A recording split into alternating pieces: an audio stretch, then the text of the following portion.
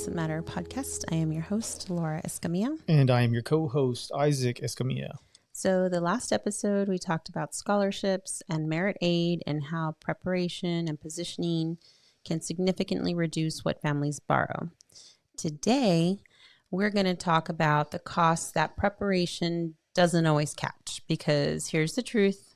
Most families go into college with a budget. They've looked at the tuition, they've looked at room and board, they've done the math. And then the first semester happens and the math changes. And we've been through this process twice: 2 kids, 2 move-in days, 2 sets of lessons learned. Our daughter is 27 now, Baylor grad. Our son is a senior at Baylor right now. And we can tell you from personal experience that it was not the tuition that surprised us. It was everything else around it. So this episode is about the financial blind spots, if you will. The costs that don't show up on the official bill, the expenses that arrive quietly, consistently, sometimes all at once. So let's talk about them. So before we get into specifics, we want to frame this. So colleges publish what's called a cost of attendance, right? We've talked about this before, the COA. It includes tuition, fees, room and board, estimate for books, transportation, and personal expenses. So that number is essentially a starting point. It's not the complete picture. The estimates built into the COA are averages. They are not your family. They're not your students' habits. They're not your travel.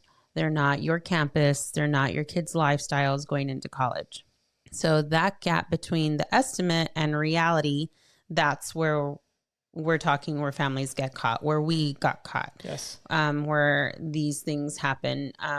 So let me start here, because this is a lesson that I learned the hard way, or we learned the hard way, because this is something that every parent should think about and hear. So think about your child's daily habits right now. Do they stop for coffee? Do they eat out with their friends? Chick-fil-A. Right. Do they go get their hair done regularly?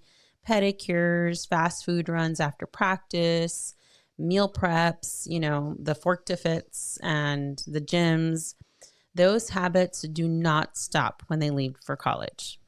They pack those habits up right alongside their bedding and their shower caddy, and they take them off to college. Those habits often get more expensive, not less, because now they're socializing constantly. There's a coffee shop on every corner. There's delivery apps and one tap away from food, So our daughter actually did really great. She was disciplined. She stayed on budget. We were proud of how she managed everything. We even adjusted her meal plan mid-year. We went from a 7-day plan to a 5-day plan because she wasn't using it as much. Right.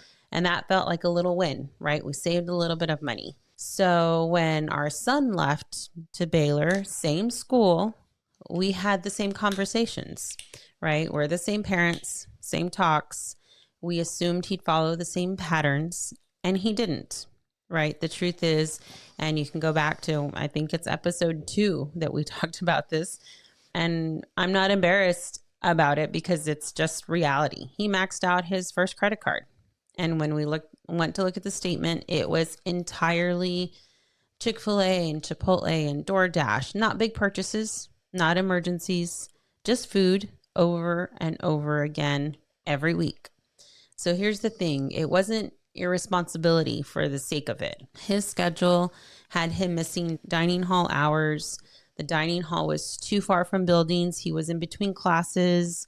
It was, he was far more social than our daughter, eating with friends, grabbing food between activities. That was just part of how he moved through college life. He had to get a job over the summer to help pay for it, and he did. It was a hard lesson, and it was a lesson that we didn't see coming because we'd assume he'd be just like his sister. So that assumption is what I want families to take away from this. You can have the same conversation with 2 kids and get 2 completely different outcomes. So because they're 2 different people with 2 different schedules, social lives, relationships, and a budget for your student is actually not the same, right? So even though they're siblings, so they're not who their sibling was, they're not who you want them to be, They're who they are. The way they are now is the way they're going to be then. And I, for some reason, thought things would be different I did too. when he left, you know? We did become different because we had to. We had no choice. Right. So students typically spend $50 to $150 per month beyond their meal plan on food alone. For some students, it's more. For our son, it was more. It still is more. We're in, year 4, and it hasn't changed. We've just come to expect it now. And food is just one category. The point is not to tell your student they can't enjoy college, right? Because college is an experience. They're supposed to live it. The point is to go in with your eyes open about what living actually costs for your specific child with their specific habits. So let's just go through room and board. Let's go through the categories one by one, and we'll start with room and board. So the first surprise for many families hits before classes even start, like move-in day. You've paid tuition, you've paid room and board. You pull up to the dorm and realize this room needs everything, right? But I'm a planner, and anyone who knows me knows that I'm obsessive about planning things. So with our daughter, I didn't let that sneak up on me. I went to the orientation where we got to walk through the room, and I legit had a measuring tape in my purse to measure closets, measure beds. I planned everything. So we spent the entire summer planning and buying. I spread the purchases across paychecks, a little thing every paycheck, so that all summer long, I didn't have this massive hit at the end of the summer. And I want to be honest, it still added up more to than what I originally expected, right? I still spent more than I thought. It always does. Yeah. And because I planned it out, it felt more manageable rather than overwhelming. So that's what I did. Our daughter used her graduation money towards a MacBook. The smaller local scholarships she had that we talked about the last episode, these little community scholarships that went directly to her, we moved those towards her expenses to move into her supplies. That's what we used it for, her books, her first setting up of things. So that's exactly the kind of strategic use of those small awards that we talked about in the last episode. Every dollar has a job, right? It can all go towards something. So her dorm was a traditional setup. It was the room she shared with one roommate, a sink in the room, a shared community bathroom down the hall. So for this situation, we really just needed her bedding, step at a shower caddy, and the basics. Manageable. Well, our son was a whole different story. Same school, but he felt he needed a private style room for his lifestyle. And that kind of setup was like an apartment, right? Where he shared a private bathroom, just one other person. The apartment was 4 people, each one with their room. But that meant that we needed bathroom supplies. You needed rugs and shower curtains, and we needed kitchen supplies, pots and pans, a pantry. We needed all kinds of things that we didn't need the first time around. Right. So this setup cost was different. And more significantly, the room and board cost itself was higher than it was when we paid for his sister. The same school, but a different price tag, because depending on the type of housing your student chooses, that determines how much room and board is. Right. It's not the same across every single selection. So you have to be aware of that. And I had to go and advocate and increase his cost of attendance because of that change, because it was their room, their fees, and it was way less. Their cost of attendance fee was what they had noted was way less than what it was actually costing. And they did change that, but I had to go advocate for that myself. So that's a decision that families often make without fully understanding the cost difference, right? When your student is picking their housing and they're making that decision, it's a financial decision. It is. So it's not just a lifestyle one. So talk about it before they start submitting those housing applications. So my advice is to start early, spread the purchases out if you can, and be intentional how you apply money that you get. Small scholarship funds, graduation money that come directly to your student. Those dollars can really work for you before class starts to kind of help with these expenses.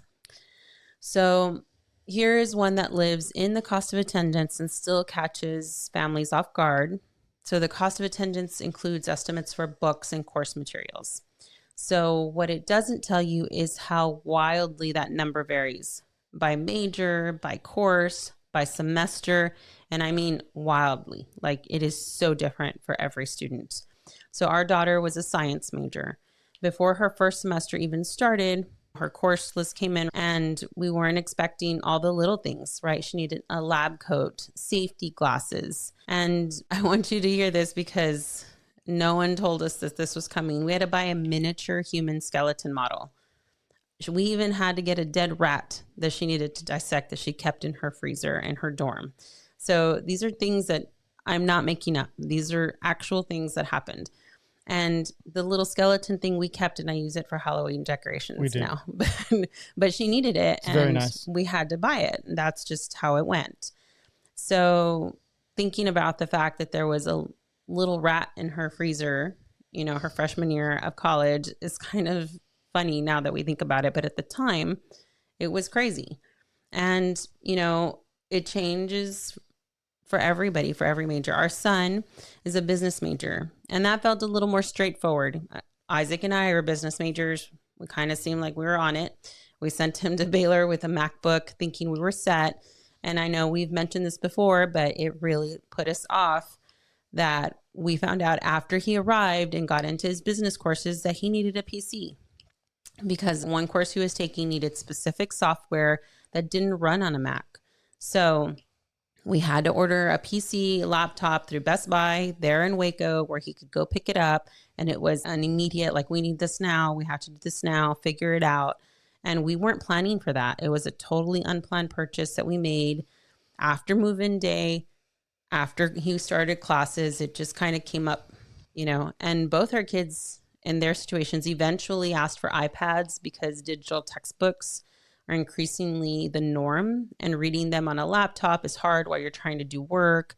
So an extra iPad became something that they both eventually needed. And an iPad that supports a pencil so they could annotate on so they could take those notes. Textbooks. Right. Yes. So everything gets complicated really fast. So the point is not that your student will need a rat or a second laptop. The point is that you don't know what your student will need until you see the syllabus, when sometimes the syllabus doesn't come in until they're starting class the first day. That's right. So, you know, you don't want to buy too much ahead of time, but also expect to buy things after classes start. So check course requirements as early as possible.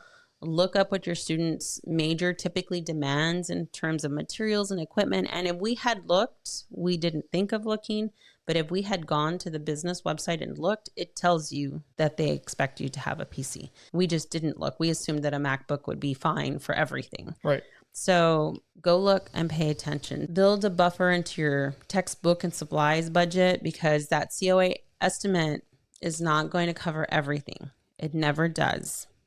The next thing that varies enormously depending on the campus, depending on the housing situation, and decisions families don't always know they'll have to make until they're already there, is parking permits at colleges and universities can run anywhere from $200 to $800 per year. But that range gets more complicated quickly. So at Baylor, the cost of the permit wasn't just about having a spot.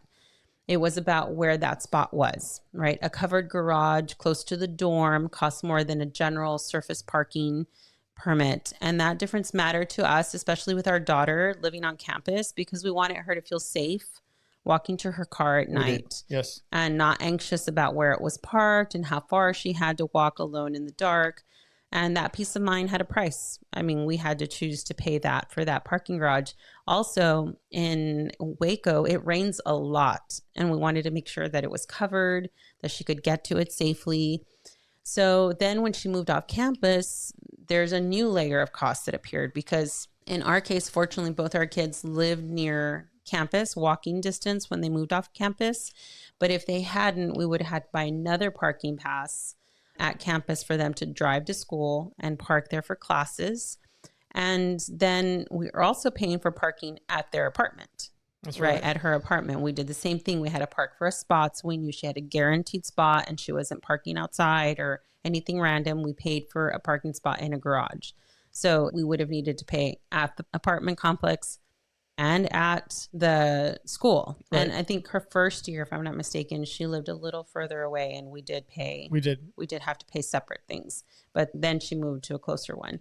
All of these things are complex: apartments, campuses, extra charges, where it is, how close it is. All of these things cost something different. So just keep it in mind when you're going through it. So for our daughter living alone in her apartment, that covered parking wasn't a luxury. It was a safety decision. So again, we didn't want her coming home late at night, worrying about where her car was, walking through an unlit parking lot by herself. That's a conversation worth having with your student before they sign a lease, not after.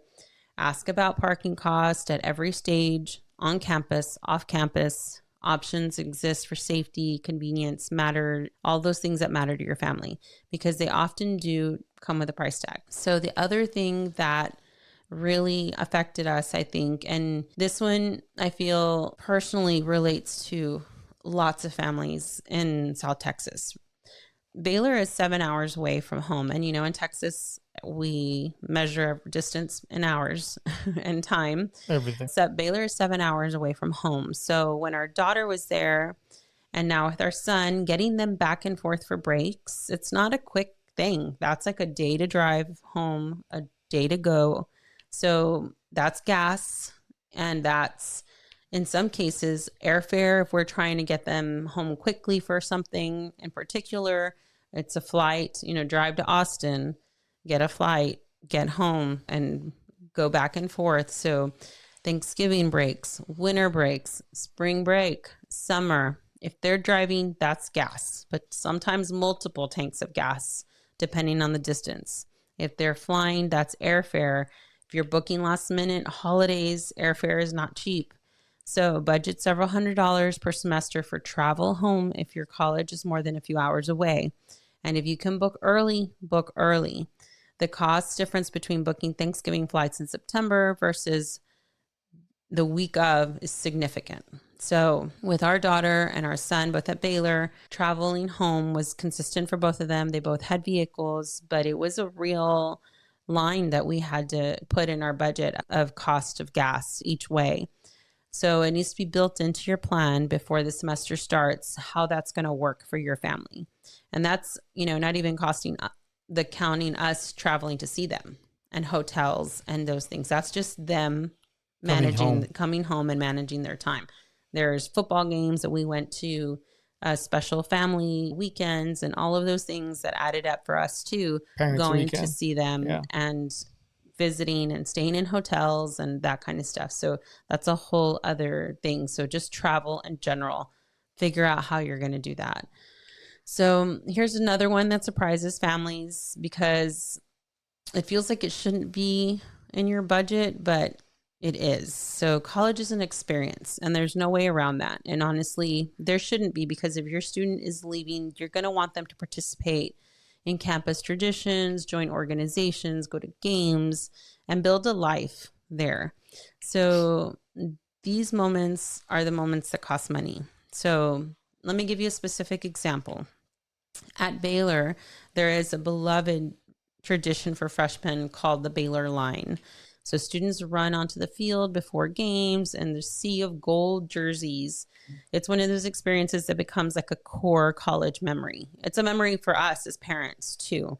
But to participate, students attend a line camp before freshman year even starts, right, and they need a specific jersey.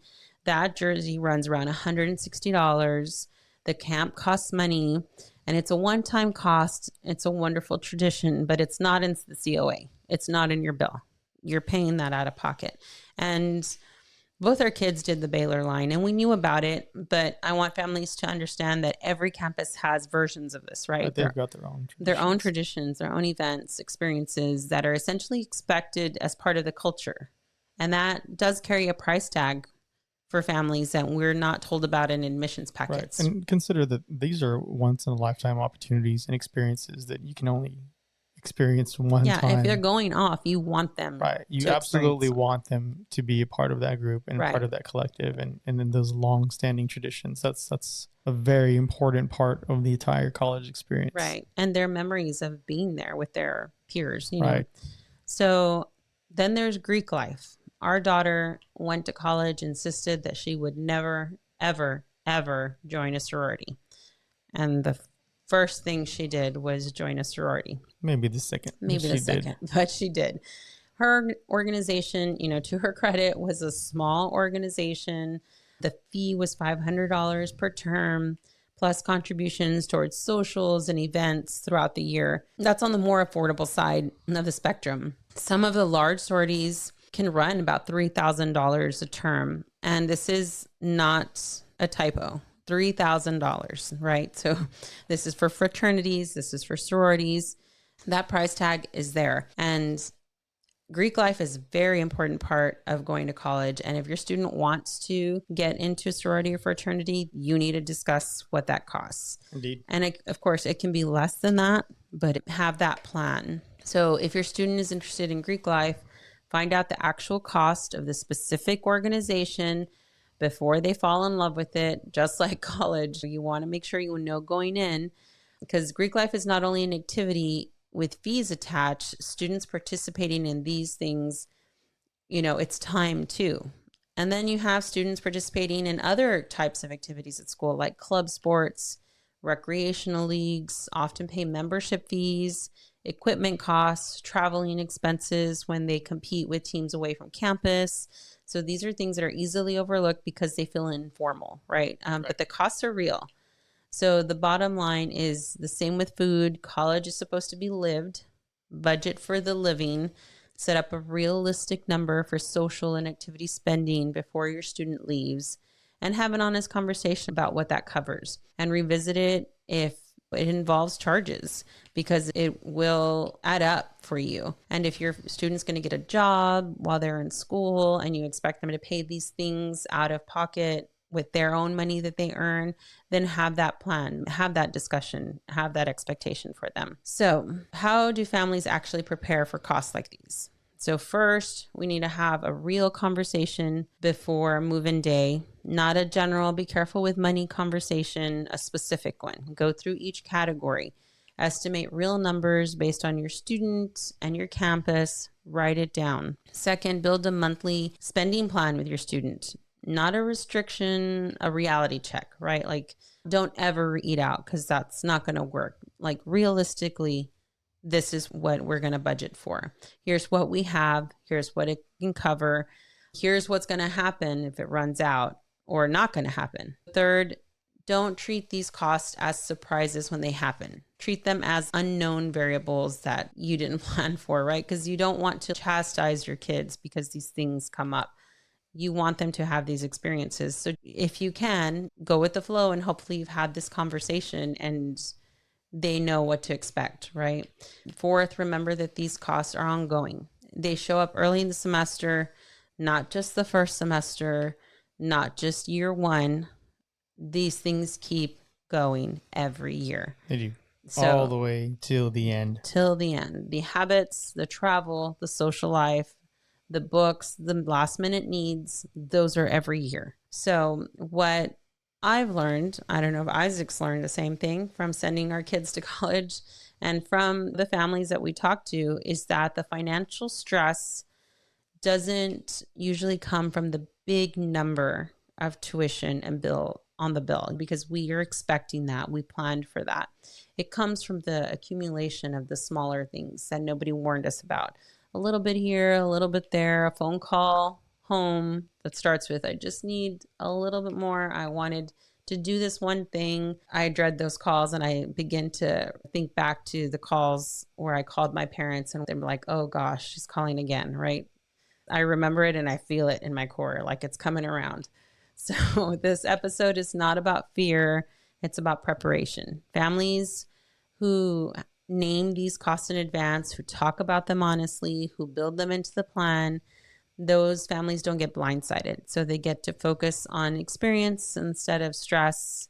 And that's what financial awareness makes possible. So in the next episode, which will be our final episode for this season and this workshop experience that we've been having, we've talked about all the financial aid and the loans, scholarship, unexpected costs, and each piece of the puzzle on its own, right? So In the next episode, we're going to have a complete picture and we're going to talk about advocating for your students. We've talked about a couple of situations throughout every episode where you may need to call the school and advocate. And we're going to go into what you can and can't do or should and shouldn't do and finalize everything with that, with what we can do ourselves when we come across challenging situations. And again, because these situations aren't just first time, it's not just that initial freshman year. These are things that every single year we have to keep dealing with. So as we move forward, we're going to be proactive. We're going to advocate for our students. We're going to plan, and we're going to navigate this process. So we will talk to you next week, and we are going to get a final closure and picture of everything. We'll talk soon. All right. And don't forget to follow us on Spotify and like and subscribe if you're listening on YouTube. And have a great one. Bye. Bye.